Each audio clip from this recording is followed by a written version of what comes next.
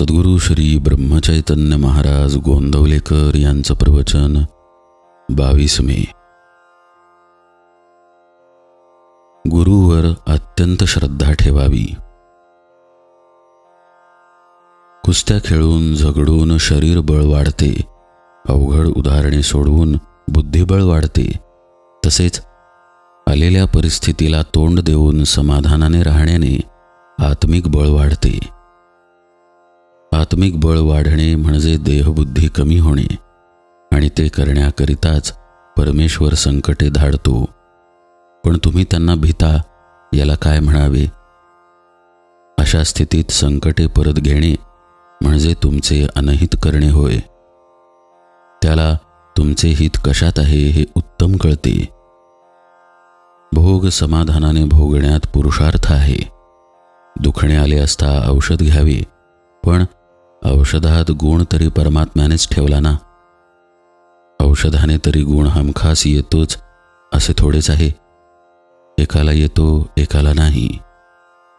ज्याचे ज्यात हित होणे असेल तसे तो परमात्मा करतो, हे लक्षात ठेवावे।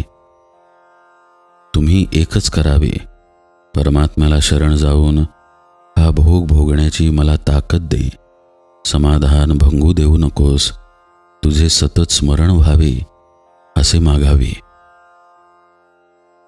दुखणे भोगायचे आहे तर ते समाधानाने का नाही भोगू? प्रारब्धाचे तुमच्या डोक्यावरचे ओझे कर्ज तेवढ्या प्रमाणात कमी नाही का होणार? दुखणे आले असता त्याची उपेक्षाच करावी, म्हणजे आपोआप ते कमी होईल। मी म्हणजे अमुक एक अशी आपल्या अस्तित्वाविषयी जशी खात्री असते, तशी देव आहे अशी खात्री पाहिजे। आपले सद्गुरू देवच आहेत अशी आपली खात्री झाली म्हणजे आपला सद्गुरूंच्या ठिकाणी भाव आहे असे म्हणता येईल।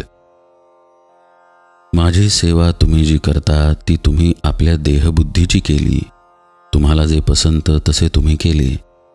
वास्तविक माझी सेवा म्हणजे मला जे आवडते ते करणे, माझ्या आज्ञेत राहणे, नामस्मरण करणे, सर्वाभूती भगवत भाव ठेवून कुणाचे मन न दुखवणे, परमात्माच सर्व करतो अशी भावना ठेवणे।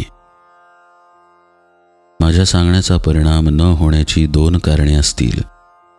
एक कारण असे की तुमच्या मनामध्ये परिवर्तन घडवून आणण्याची शक्तीच माझ्यामध्ये नसेल, किंवा दुसरे कारण असे की तुम्ही अभ्यास करीत नसाल। पण परमार्थात एकदम फरक होणे बरे नव्हे।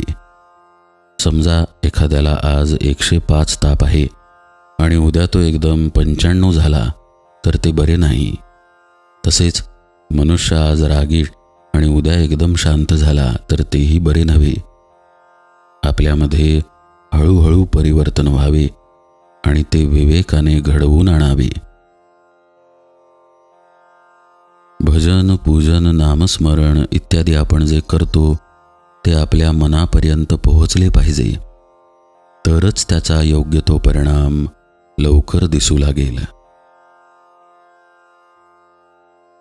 जानकी जीवन स्मरण जय जय राम।